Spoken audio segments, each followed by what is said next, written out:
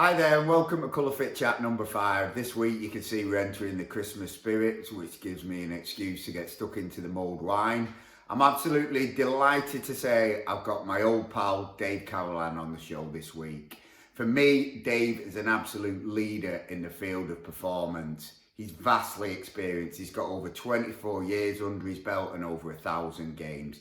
He's worked in numerous roles, so right through from rehab up to head of performance to his current business roles in various sports such as football, rugby and working for the IS.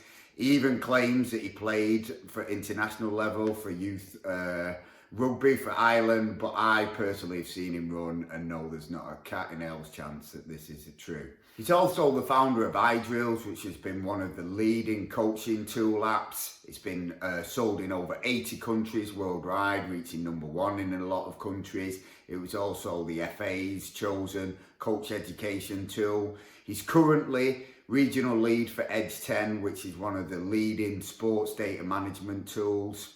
Above all this though, Dave cares passionately about our industry and how we can best evolve to support our practitioners' needs. And with this in mind, he's due to launch the Association of Performance Practitioners in Sports with the aim of improving our support, our education and our protection, which are key areas that I think need driving. So I really hope you enjoy the show. I've obviously seen it through and I think it's fantastic. If you want to get involved or ask questions, use the hashtag ColourFitChat and also tag in Dave at Dave Carolan and at colour_fit. Hope you enjoy the show. Hi everyone, welcome to today's Colour Fit Twitter chat. I'm Dave Carolan and today Tom has asked me to answer any 4 questions I'd like to in relation to performance and the industry as a whole. So let's get straight into it. First question is, how has the industry changed in the last 20 years? And for me, there's 3 major ways. First of all, there are so many more people doing our roles nowadays. When I started in the late 90s, there were perhaps only 4 to 6 people working in sports science across all of the 92 clubs. Roll on to today and there's probably 300-400 people working in academies and first teams in British football. The second way is, of course, with more people, we have more specialists across all of the 5 different performance aspects: nutrition, psychology, analysis, strength and conditioning and sports science. There are more people specializing in each of these, and that's fantastic to see because we've got more knowledge and more in-depth data across each of these disciplines. And finally, technology. Of course, it pervades everything we do in sports science and performance, so we've certainly seen a rise in the implementation and integration of technology across all of the different aspects, and certainly that has made new challenges for us as practitioners, but certainly it's helped our work at no end. But we have to be careful that data and technology doesn't override the other aspects of what we do, which is the art of coaching. So that's the answer to the first question. So the second question was, what are the future skill sets going to be for the practitioner who's coming into the game now and maybe wants to last into the future? First of all, I'd say you have to have excellent soft skills, and that doesn't mean just having great banter with the rest of the team or the players or the athletes. It means being able to work on the relationships that you need to work with these people day in, day out, and be able to separate when you need to use separate and different types of communication, be that with different populations and at different times. How you communicate is certainly going to be of huge value to the future practitioner. After that, I think you need to be flexible and adaptable.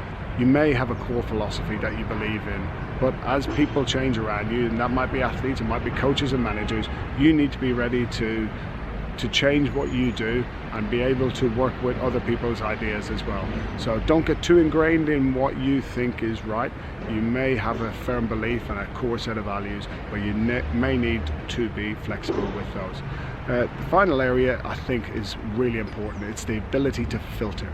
And that's not just the research or the technology. It may be social media and all of these different influences that we're seeing coming along, which are going to maybe question what you do or how you do it, but also provide you with other solutions from potentially people with really, really strong profiles. But really take the time to understand it, question it, and that filter is going to really help you stay ahead of the game.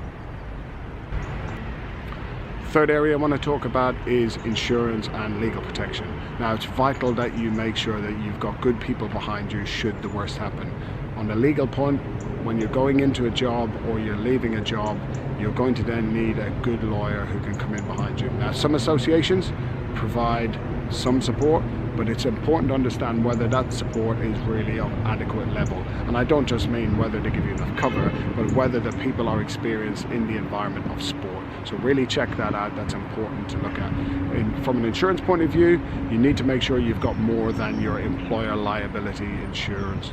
You need to look at having professional indemnity insurance and up to the value and even beyond that of the most expensive asset that's at your club. And if you move clubs, you need to make sure that you revisit that, especially if you go to a really high level, to make sure you've got the cover in place. Clubs or businesses, they will look to recoup costs if a practitioner does something to one of their players which causes them to lose financially out on their asset. So it's important to check that out.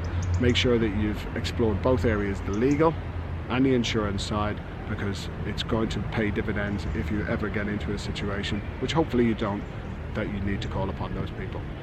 So the last aspect I want to talk about is the whole idea of a representative body, an association for all of the performance practitioners that work across different sports and different disciplines. Of the 5 disciplines, sports science, strength and conditioning, nutrition, performance analysis and sports psychology, currently we kind of operate as separate entities, and really there's an opportunity for us to come together. As we should be working as multidisciplinary teams, maybe we need to work together as a performance association. So really I see there being 4 key aspects of the performance association. First of all, what I've just spoken about, protection, making sure we've got legal cover in place for any of our members, but also giving them good advice as to where to get the best insurance, and I think we've sorted that for when we launch in 2020. Second of all, promoting the people who do good work and talking about our industry in a really positive light. I don't think that's being done now, and we really need to get out there and shout from the rooftops about the good work that our practitioners are doing, not only to help the players but also to help the clubs and the coaches and the managers. That's really important, and that can open up a lot more opportunities for us as an industry and as practitioners to go into all sorts of life. We could go into corporate settings, education settings, we can help people socially, maybe even those who are unemployed who may need some help just looking after their health and well-being. Third of all, education. There's certainly lots of CPD out there, but is it really being funneled and delivered to people in the right way? There's lots of competing associations, groups, private groups, commercial groups who are all looking for your education pound, and maybe we need to look at how's that best delivered to the industry. So maybe we need to have this idea of proposing a kind of season ticket where you can buy up a season ticket and access loads of different education from loads of different associations. Let's see where that goes. Finally, of course, we are a big community. There's lots of us out there. We're all working at different levels of the game, but really we need to find some way of bringing it all together to allow people to perhaps benefit more from speaking to each other and seeing each other on a more regular basis in a better setting. So those 4 aspects I think are why I'm going to try and start in 2020 APPS, the Association for Performance Practitioners in Sport. Hopefully you can be involved. So a huge thank you goes out to Dave there for what I'm sure you'll agree was a fantastic show. Never mind the content, it was like Alan Wicker with all the different backgrounds on show and a beautiful array of scarves as well.